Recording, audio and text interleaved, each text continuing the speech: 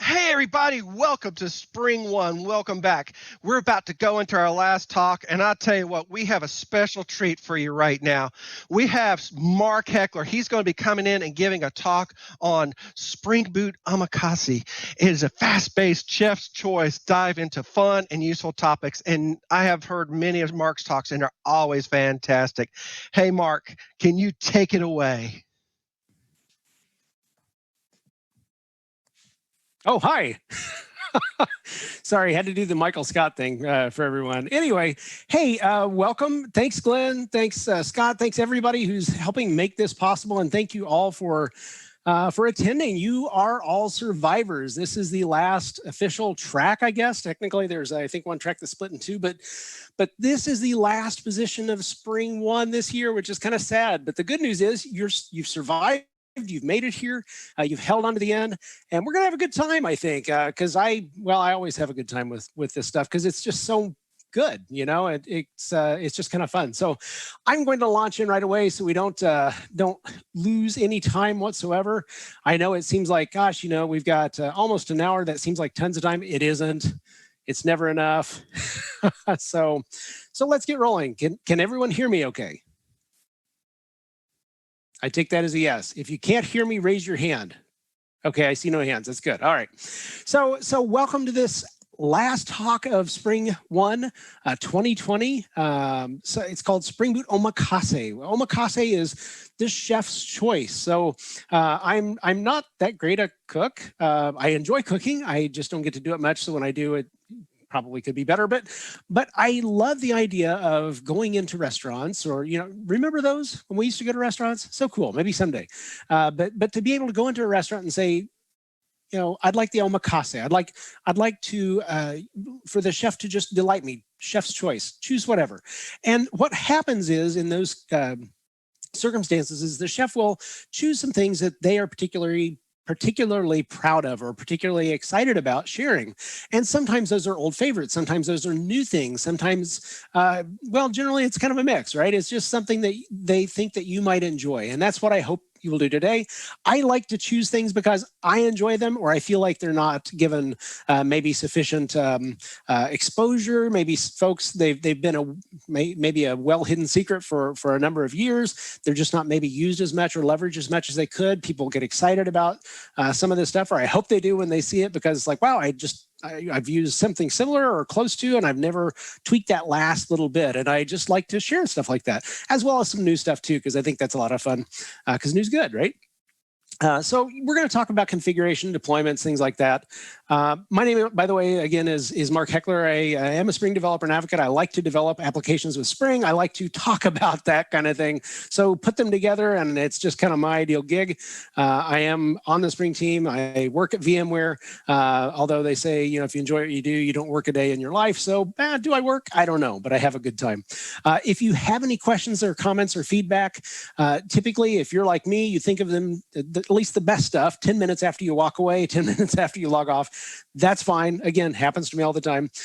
Send me an email if you'd like. I have about a half a dozen email addresses like you, but these are the two that I check the least infrequently. I don't live on email, but I do live on Twitter. So if you really want to reach me, like the fastest, best way is just to reach out to me on Twitter at mkheck. If you're following me on Twitter, that's great. If you're not, why? Anyway, yeah, but just follow me on Twitter, mkheck. And if you want to pose any questions, comments, or feedback publicly, that's fine too. Just tweet them. If you have something you want to talk about that's not necessarily, you don't want to share it with the whole world, that's cool too.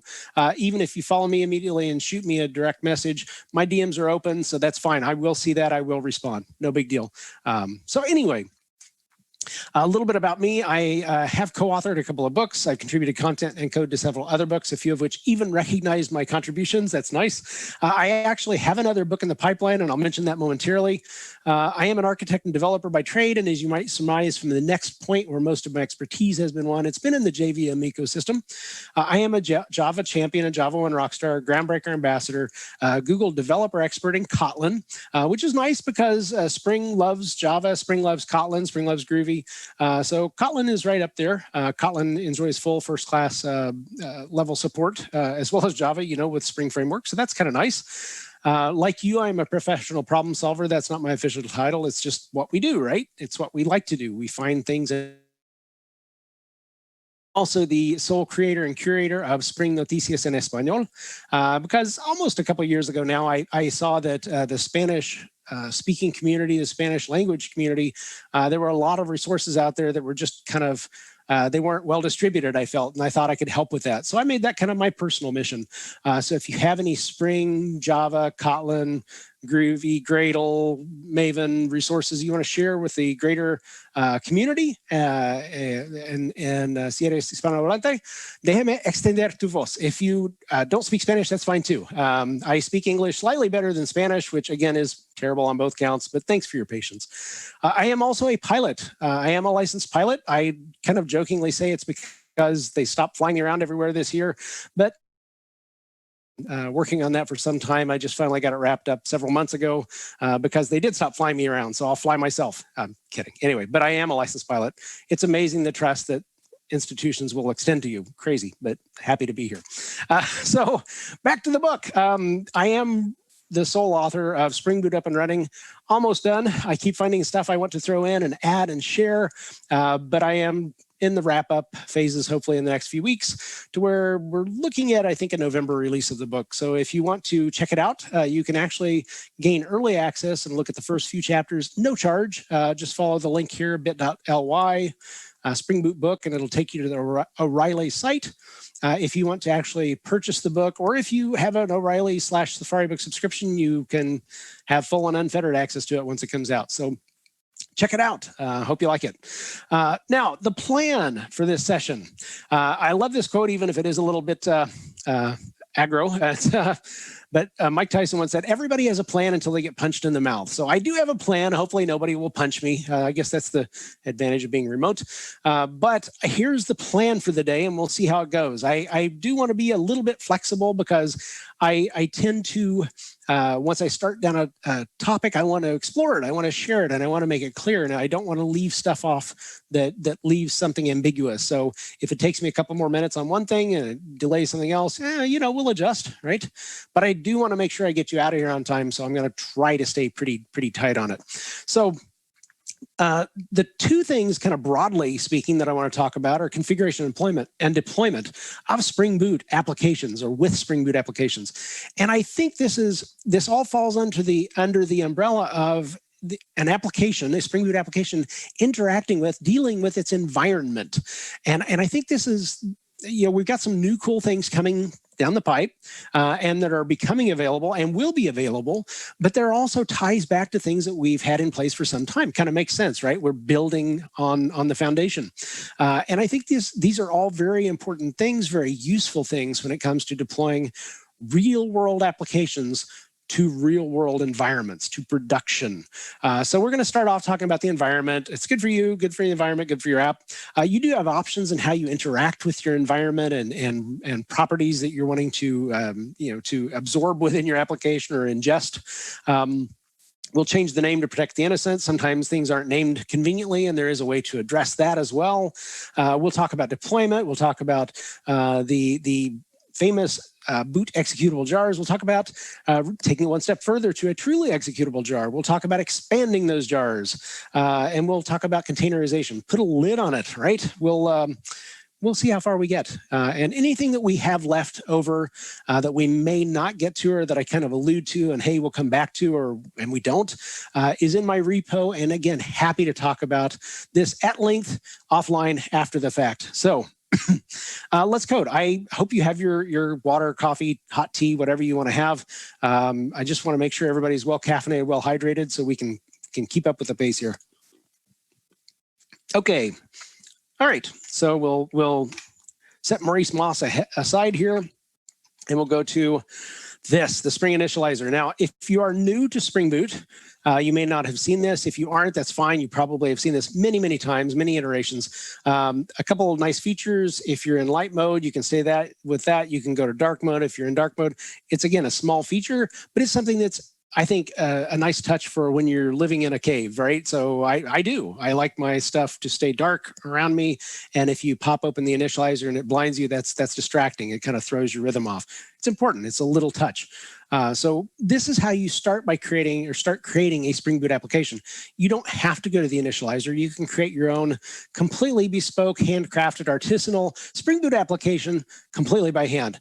Not the most productive use of your time. Don't recommend it, but you can. Right? You can also, because the Spring Initializer exposes an API. So if you want to access the initializer via HTTP or curl via your IDE, you can do all these things. So it produces the same exact downloadable artifact to get your project started that if you came to the page here. So you do have options, and they all are very consistent options. Again, it's a very small thing. It's very important for us as devs. So with the initializer, you can make a few choices and get started very quickly. This doesn't generate code per se. It does create your main method, your main application class main method. But what it does is allow you to structure your project, your build file, your dependencies very quickly and easily by elevating the conversation to capabilities versus 1,000,001 different libraries you have to pull in to accomplish any one thing. So I want to bring in just a few things here so that I can get started with the project and we can get rolling and see kind of where this takes us today. So you have options, again, from the initializer. You can, if you're familiar with and use Maven for your build system, that's fine. You can generate a Maven-based project. If you're a hipster, you can generate a Gradle-based project. So it's all good. We've got you covered. I'm not feeling the hipster today. My hoodie is, I think, even in the other room. So we'll just stay with Maven. I'm going to stay with Java. Love Kotlin, love Groovy. Make good choices, but we'll stay with Java today. I'm going to go up to 2.4.0 milestone 2 of Spring Boot. The current production version actually is awesome. Obviously, production versions are well tested. They're well established.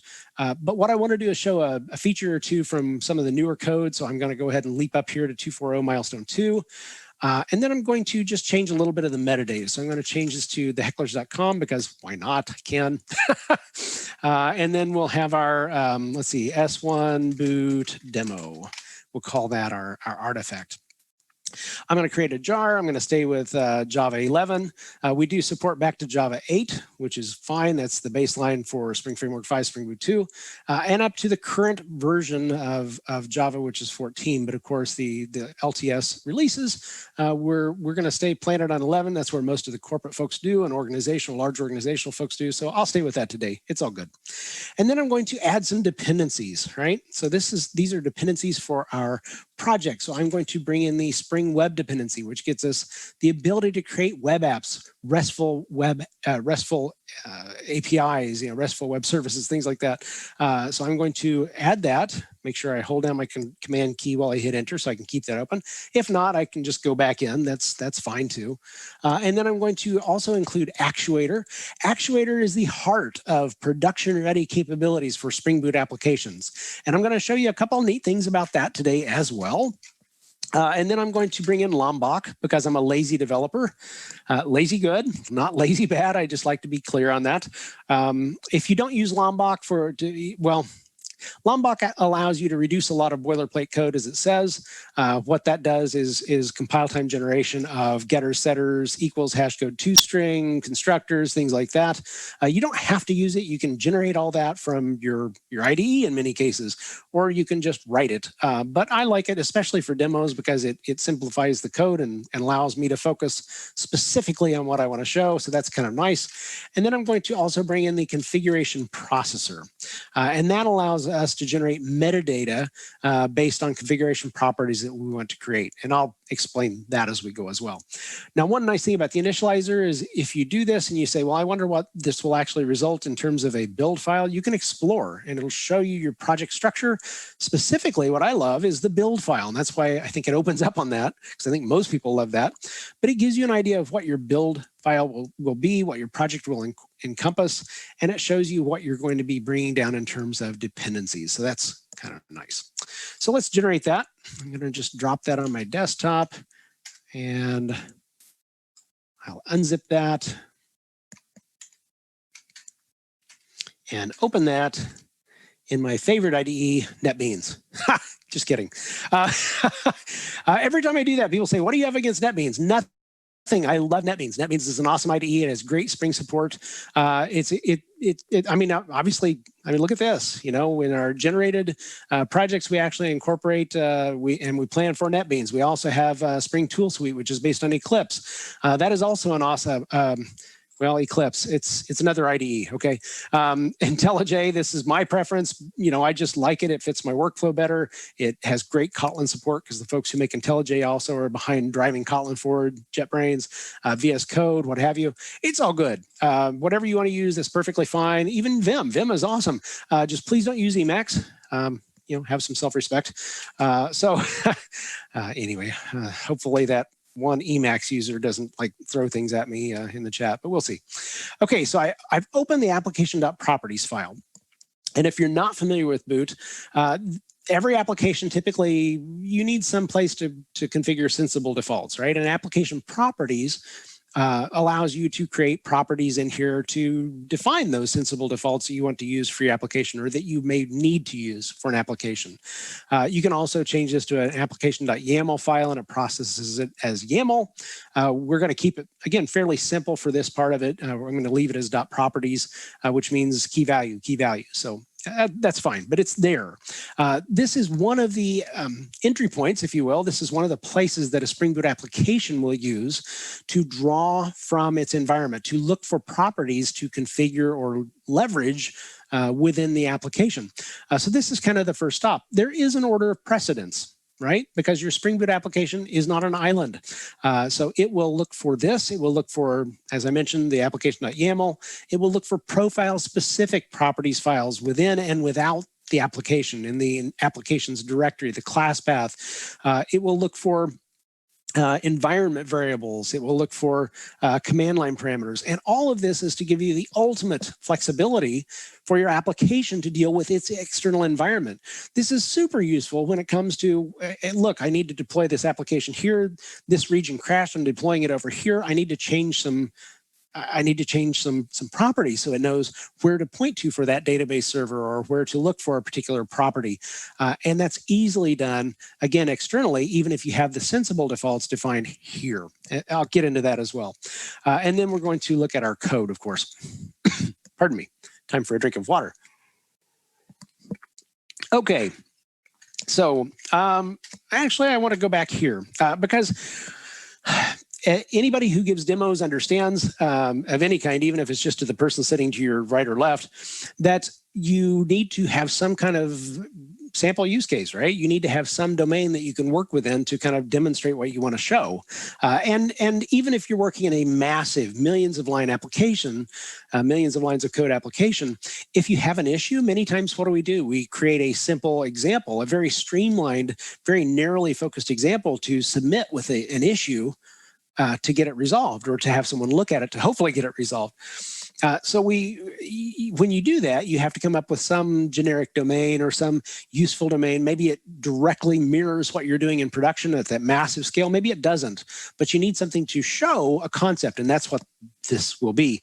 I love hot beverages. So we're going to talk beverages today. Hope you're along for the ride on that. I had somebody complain about my coffee obsession. I don't understand what they're saying. It's not an obsession. It's a passion. But I will try to broaden my mind. I like to drink hot tea as well. And, you know, I have nothing against tea drinkers. Please don't think that. So we're going to broaden this out. We're going to just talk beverages today. And I'm going to define a couple of properties here. So a beverage.name. And of course, since I do tend to partake of coffee, we'll keep that as coffee for now.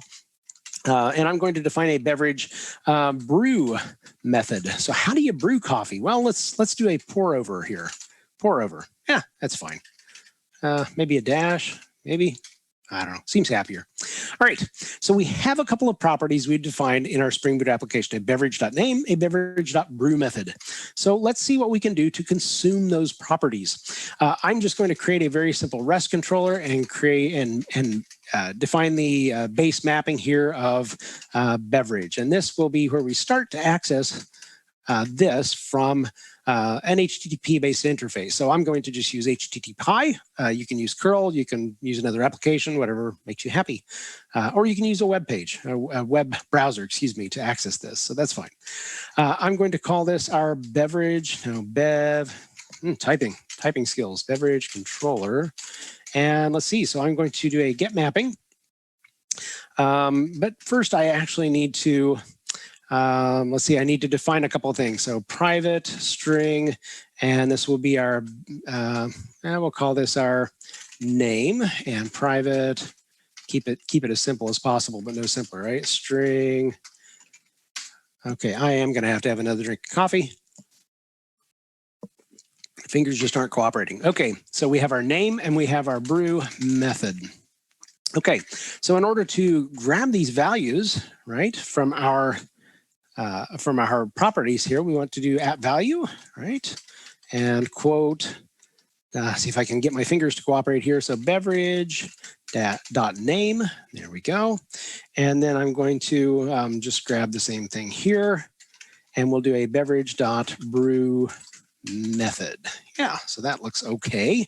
So we'll do a get mapping, and this is additive, right? So we have our base mapping here, our base URL of beverage, and of course this will go off of our application's original address, which is localhost 8080, unless we tell it differently. We can go to the properties, of course, and tell it if we want to open in a different place. So if we wanted to do a server.port of 8081 or 8082, or just set it to 0, and a Spring Boot application will look for any available port and open on a random one. But yeah, not today, right? We'll stay with our default 8080. So localhost 8080 /beverage/name, right? So this should return our beverage name. So get name, that's fine. Return name. Name, typing. Okay, we also want to return our beverage's brew method, right? String get brew method, return brew method. All right, so let's run that and see what we have. Now this is the kind of the baseline, right? This is pulling in property values, or hopefully it will. We'll find out momentarily. But this allows us to, and actually I'm going to close that so we have a little more space. Not that we need it just yet, but we might. All right, so if I use HTTPy, now you can use curl, that's fine. Again, you can pull it up in a web browser. I like HTTPy because, like Spring, like all of the Spring projects, it's opinionated. You can type in localhost 8080/whatever, but if you omit the host name, it assumes localhost, right? It's the opinion. So I just go to the port and we'll say our beverage/name. And then we have it. We have glorious coffee. So now if we go to our brew method, we also have our pour over. So everything works. That's a good start, right? Now let's get a little bit more intricate, right? So if we have our beverage name, what happens if we don't define our beverage name? Let me just comment that out. And we'll run this again. We'll try to run this again.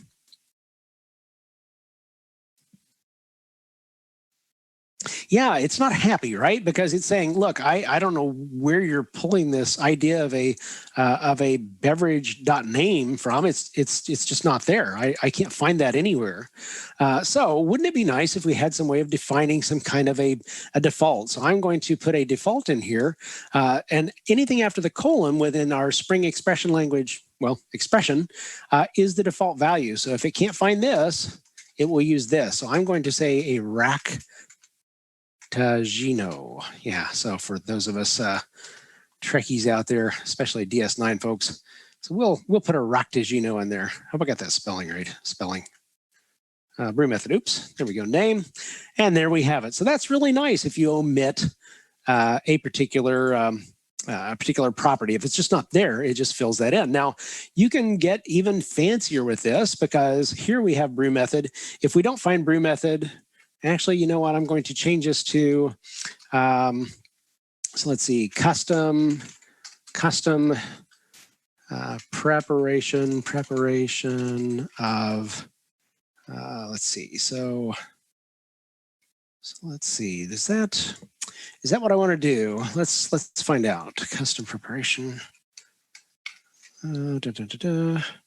Brew method. Well, okay, so if the brew method is there, let's do this. If it's not, then we do the $ bracket beverage.name. bracket.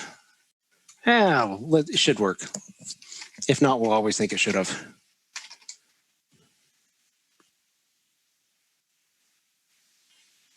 No, it doesn't seem happy. Let's see. So is that because, oh, well, and this is actually one thing I wanted to show you, although I kind of swerved into this a little faster than I wanted to. This is one of the things. This talk I change every time I give it, and I've only given it a couple times, but I change it, I mix it up, which keeps me a little off balance too, but that keeps it fun. Because what happens now is you recall, I don't have a beverage name defined. And when I look for that here, I have, well, it's not found, right? So I use this. Here, I'm just embedding this, and it's saying, look, I can't find that anywhere. So I have to provide a default value here, Ractagino, right? Yeah, let's see if that likes that any better. Yeah, that's much better, right? Now, even though this is here, it evaluates the expression. And of course, it needs to find all of this before it works. But you can start to see where this comes a little bit, it gets a little looser, right? Because what if I put, let's see, Earl Grey hot in here? Now I have two different defaults for beverage name. So if beverage name isn't defined, and if the brew method isn't defined, then I've kind of got a mess, right? So this is incredibly flexible, and it's really great for when you need it, if you're really careful about how you do it. But of course, there are some gaps that you can inadvertently fall into, and that's not necessarily a good thing, which led to the creation of some a little bit tighter ship, right? Yeah, so we can see that the defaults aren't the same here. And again, that's because we made them not the same, but it seems like there might be a better way that's a little cleaner, right? The other thing I want to point out is if you notice, let me uncomment these. If you notice, these are orange, they're highlighted, right?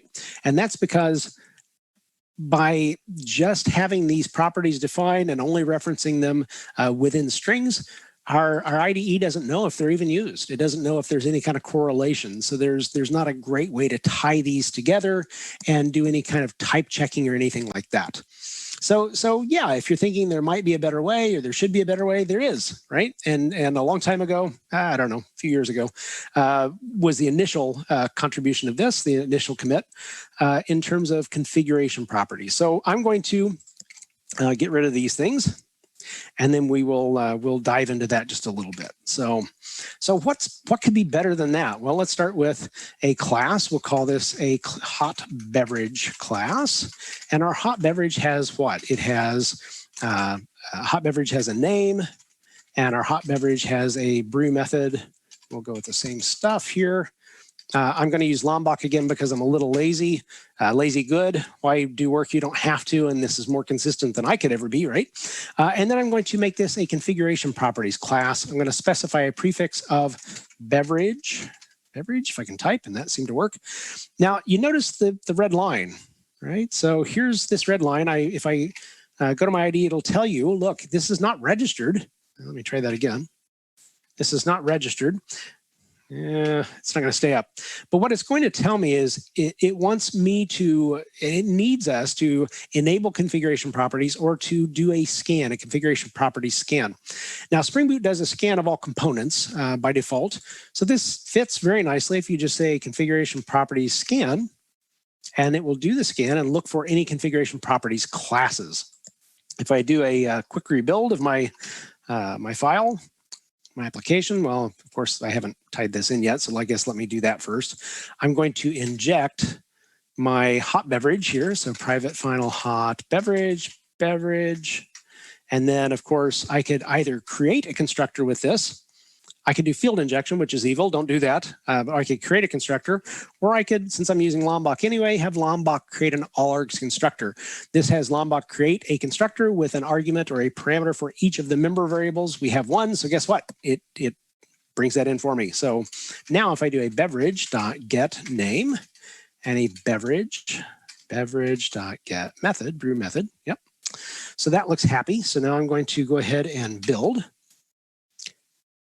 And by building the actual source file, right? Doing a compile. What I can do now is go back and look at this. So if I do a beverage dot, and we see now that we have type checking, right? Beverage.name is a string. It expects a string. And same thing here. If I do the brew method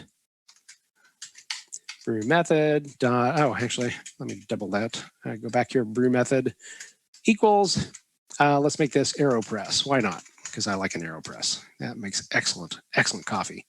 So, okay. So we have everything here. It's type checked. Let's go ahead and restart this and see how it looks. Starting to get more fun. Yeah. So this, let's go out and make sure that we can retrieve the proper things. That all looks good. Okay. Now, this is a feature that's this next thing that I want to share. I actually have crib notes. I want to make sure I don't skip over anything because I have a bad tendency to get excited and roll right into something that I, and miss stuff. Nope, I think I'm good. Okay. The next thing that I want to share is something that's brand new in 2.4.0.milestone 2.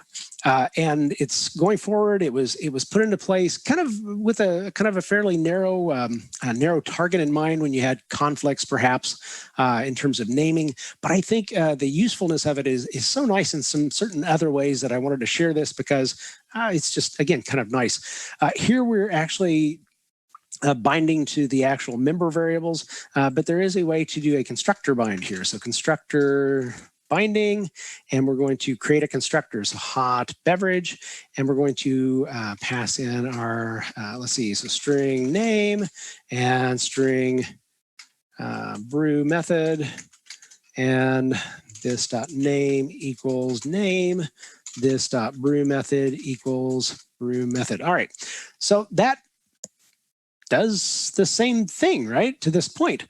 But what if you wanted to change the name of the parameter? What if you wanted to change the name of the property? So instead of brew method, which admittedly is a little cumbersome, right?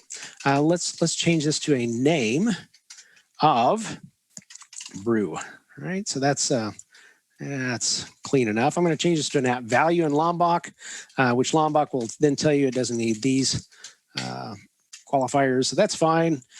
You can leave them. I actually kind of typically prefer the visibility modifiers there, but that's fine.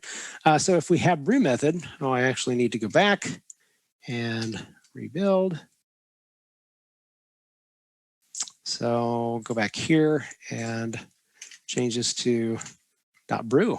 Yeah, right. So AeroPress, that makes that kind of nice, kind of clean.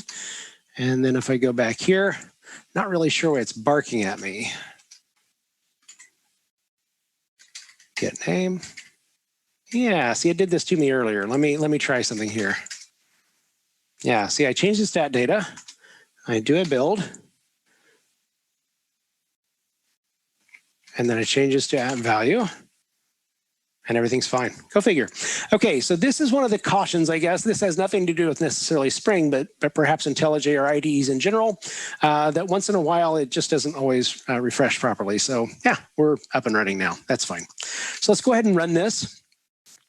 So now we should be able to get the same endpoints, the same things, but now we're dealing with just a differently named property. So now it's name and brew. Even though we're still accessing the same stuff, which again allows you to change things to your heart's content and can be somewhat useful at times, right? Just a nice little extra feature. Small things sometimes make a huge, huge, huge difference. All right, now that's properties, and that's good. I do want to show that even if you have third-party libraries, third-party property sources, you can ingest those as well. I don't have any handy, so what I'm going to do is just create another class here. We'll call this class beverage supplier, right? So we'll have our private string name and private string location. Whew, typing went out the window. Okay, so let's assume that we have an external library, an external module that has a property, has a set of properties that we need to have access to, that we need to grab, right? So I'm going to, if you go to our Spring Boot application class, this is a configuration class, so we can actually define beans here, and I'm going to do just that. I want to return a beverage supplier bean, and let's see, so supplier, return new beverage supplier. And then, of course, we want to make this a configuration properties class. We'll say the prefix is supplier. That seems pretty good, right? Yeah, so let's do a quick build of that. And then let's go here and let's see if we can define our supplier. And of course we can, because it brings it in just as naturally as if it were a normal part of our application, even defining it as a bean, pulling it from wherever we can or need to or want to pull from. So let's say our supplier name. Let's see, this is coffee, so that would be Carlos Cafe. Sure, that'll work. And then supplier.location is Colombia. Good friend of mine. I've actually visited a coffee farm in Colombia. A good friend of mine took us there when we visited a couple of years ago now. It's been way too long. And if you have never been, it will change your life.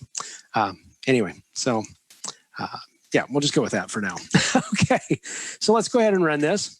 Oh, I do need to have some way of testing this, right? So I guess I should create another controller just for fun. So at all-args constructor, at rest controller, at request mapping, and this will be our slash supplier. And this will be a class supplier subcontroller, supplier controller, and we'll do a get mapping. We actually need to inject our private final beverage supplier. And we've got our all-args constructor, so that will inject that for us. And we'll do a get mapping off of supplier. That's fine. And we'll return our beverage supplier, get supplier, return supplier. Yeah, that'll work. All right, let's run that and test that rather quickly. So I just double check, make sure my beverages are still in place, my beverages. So brew method, that's fine. So now if we just pull up our supplier, okay, that's so nice. Okay, now before I roll into the deployment options, what I do want to show you is again, how to interact, how your application can interact with your environment, which is super, super nice. So I'm going to just go here and close that out. I'm going to see desktop, right? Desktop, CD, boot demo. I'm going to build this really quickly.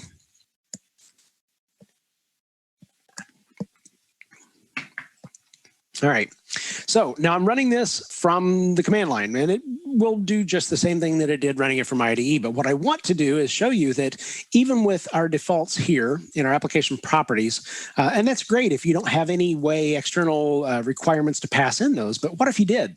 Right, so I'm going to export supplier underscore name equals Tess's T Haven, right? Because we don't want to anger the T folks. So we'll do that.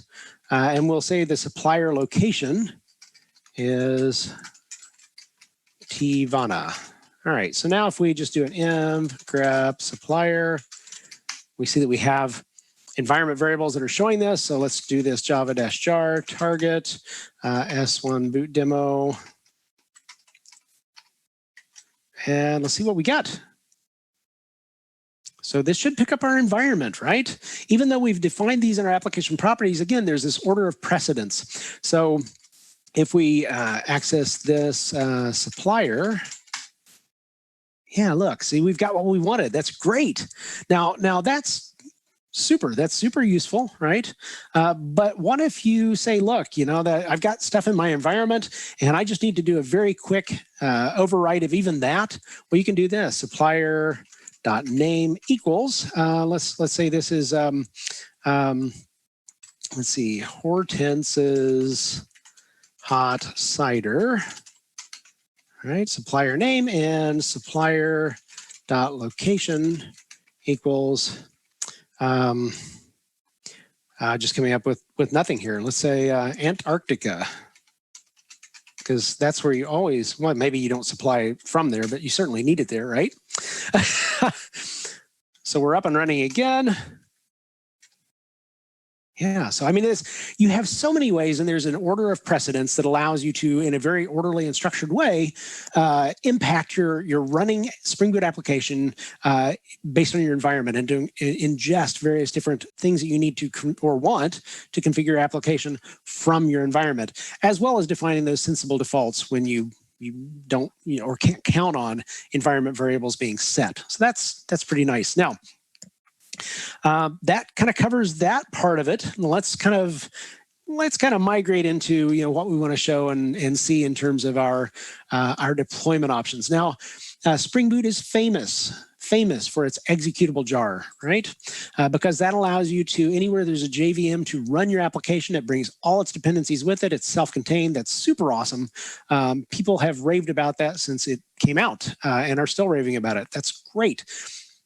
Interestingly, though, if you notice, what I've done each time is do a java-jar. And of course, that's so long because you have all of these extra characters right here at the beginning, right? Java-jar. What if you could make this a truly executable jar? And that would allow you, even without the java-jar, to put an application into a script file, for instance, a Linux script and what have you. So that would be kind of worth seeing, I think. So that's not hard to do. Let me go to my POM for our project. Whoops, too far. So here in our Maven plugin, we have the ability to add in some information here and make things a bit more interesting. See if I can keep talking. So if you have the executable,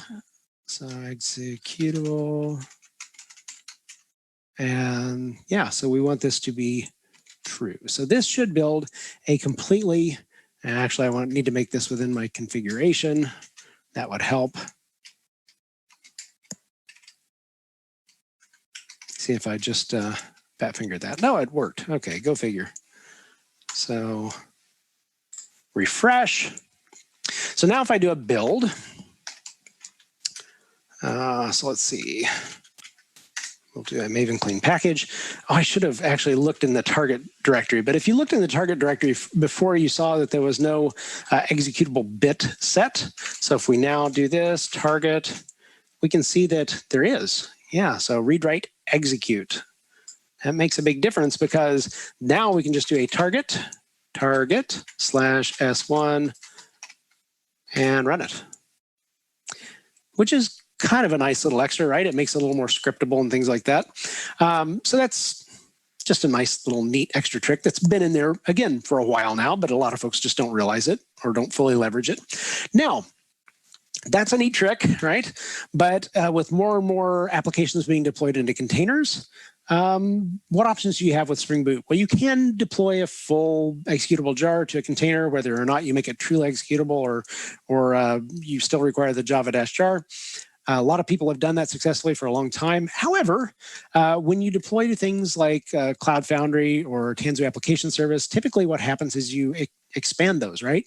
And you can expand fully executable jars. I mentioned this in my workshop yesterday, but a lot of folks don't realize that there are various different ways of creating executable jars. And typically the approach most options have provided is a shading. Shading's fine.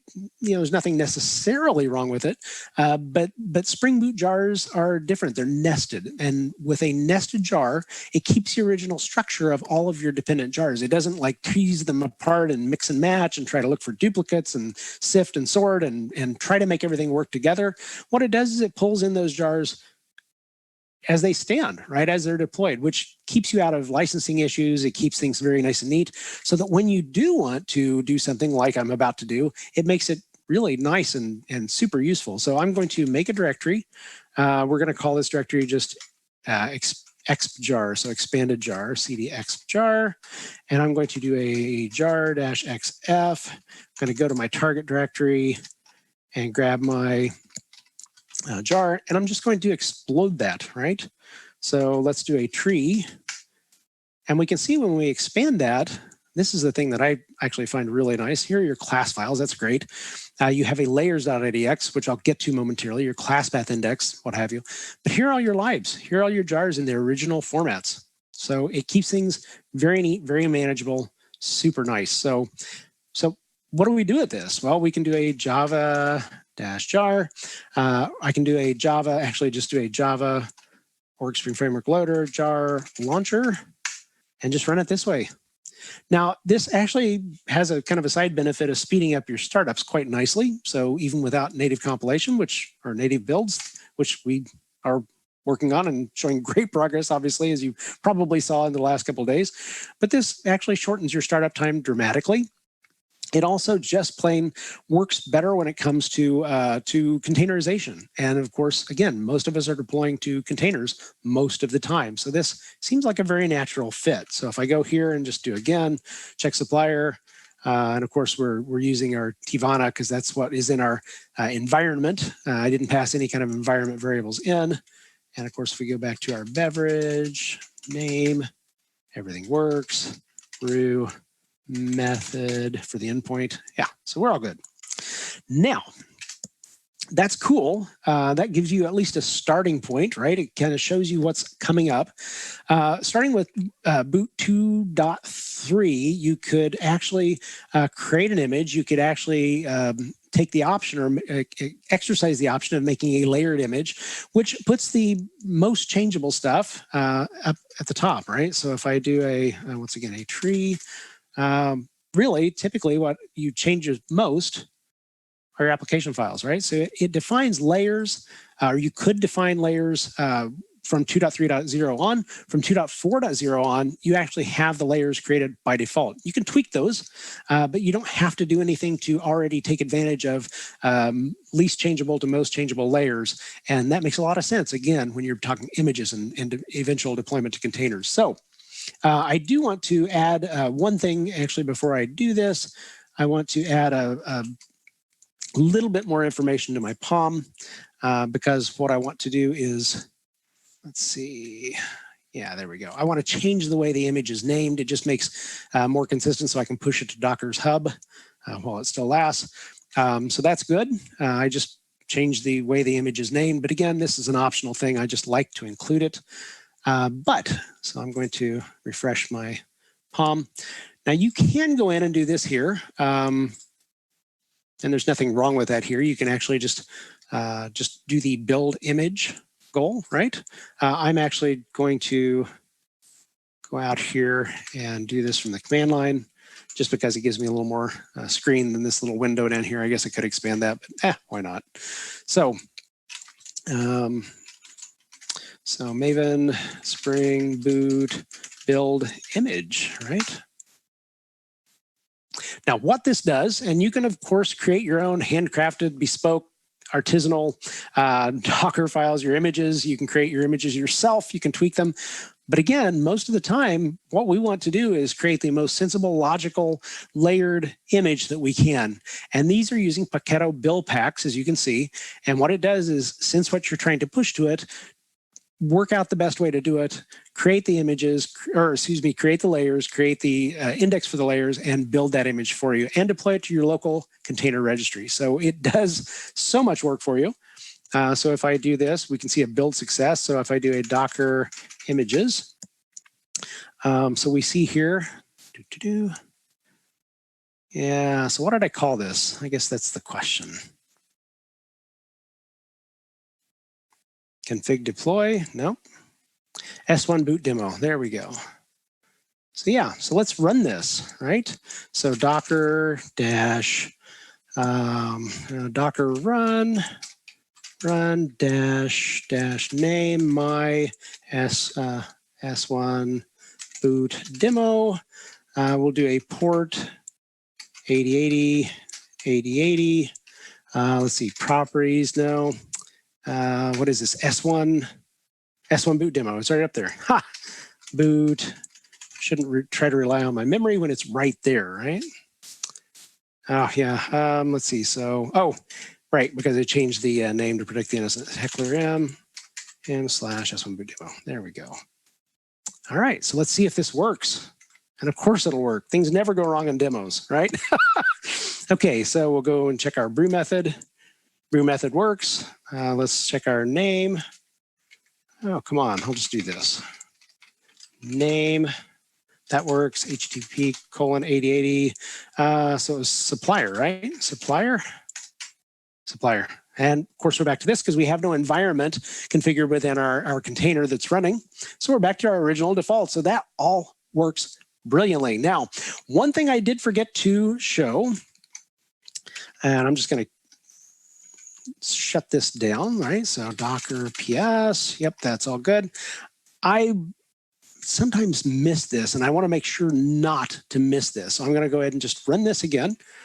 And I told you I would show you where actuator, no, this is good. This is good. I want to show you this way first. So I mentioned the actuator. Actuator is good for production-ready features within Spring Boot. So let me pull up a browser, and we'll go to localhost 8080/actuator. Now, actuator out of the box is pretty tightly bound, right? So you don't want to share a lot of inside information, inside baseball about your application with the outside world, because that's how bad things happen from bad people to good applications. So you have a very basic set of endpoints here with very limited information. Health just says up. Yeah, actuator just takes you to this very same link, so on and so forth. So there's not much you can see. I'm going to do something here, and I just do this for the demo. I'm going to disable the security and kick down the doors, show all endpoints. But please, please, please, please do not do this in production for demo purposes only, with lots of exclamation points to make the point. Okay, so this is just to show what you can do with actuator is choose what web endpoints, what endpoints to expose, what endpoints to not expose. You can include or exclude different things. I'm just saying include everything, show everything. This is not a good idea to do for a production environment, because then you can get in and see things like your application's environment, every bit of environment that your application is running in. You can see the beans that are created to support your environment. My goodness, so much. So don't do this in prod. Be very specific about what you expose. Secure those endpoints. However, for the demo, we're going to do this. So I want to look at our config props, right? And I want to look at supplier for starters. And we can see that supplier is pulling from where? It's pulling from a class path resource, our application.properties file. It even tells us the line and column numbers of 415 and 519. So if we go back to here, so there's line 4, and there is 15. So if we look down here, we can see right there, 415 right there. So it tells you exactly where it's getting that value, which is super, super nice. Now, I'm going to stop this. I'm going to go back and run this. So the Spring Boot demo, let's see. So Maven clean package, because I have made a couple changes I want to make sure I bring in. So let's see if I have do I still have my environment set? That's the question. And grep supplier. Yes, we do. Okay, so that's good. Java-jar. Oh, do I have my executable stuff set? Let's see. ls target s1. Let's see, go back here, -l. Oh, good. So it's still executable. So target / I couldn't remember whether I left that way or not. So let's run that. It should pick up our environment, right? It should pick up Tess's T-Haven, wasn't it? I think, sounds right. So if we go back to our actuator again and we do a refresh on our config props endpoint. So now if we search for supplier, we can see that it's now pulling from our system environment property. So this tells you exactly, there's no reason for ambiguity. There's no reason for questioning. Why is that value turning up the way it is? Why is my application not behaving the way I expect it to? You can verify it. Actuator gives you that production introspection that you need. So you know, you don't have to guess, you know what's happening with your application. So we see that it's Tess's T-Haven, Tivana. Let's go back and shut that down. And then let's try one more thing here, java-jar, and let's pass all of that in. Hortense's hot cider, why not? And let's refresh this. And as we can see here, now we're pulling this in and it's telling us, hey, this is actually from a command line argument now. It's not even in your environment. This is, again, higher in that order of precedence. We're pulling from a direct command line parameter passed to your application on startup. Super awesome stuff. Again, it's the small things that make such a huge difference in our lives in production software. So with that, I actually have a couple other things I was hoping to show. just not a chance. But it's all in the repo. Let me go back here and we'll finish up. So the resources, please check out the repo. It's on GitHub under my account, mkheck, same as my Twitter account. And the repo is properties, simply put, properties. If you want to know more Spring Boot tips, tricks, getting started, as well as getting into some of the cool stuff in Spring Boot, check out the book. Follow at Spring Boot Book on Twitter as well. Go check out for the first few chapters free on O'Reilly via the bit.ly.com/springbootbook. Follow me on Twitter. And hey, thanks for coming to Spring One. And yeah, meet me in the Q&A and we'll chat and we'll have a virtual happy hour or something. So thanks again. Oh, Mark, that was a lot of fun. Thank you for such a great session. First off, folks, remember the book, the Spring Boot book that he was talking about. Also, just a lot of great advice. I just love that tutorial all the way through, beginning to end, and showing you all the goodness that's coming up in 2.4. So, folks, with that, join Mark in the Zoom chat. You can go to the Slack breakout room, and it'll have a link over to that. And folks, I've enjoyed being your MC. Have a great and safe week.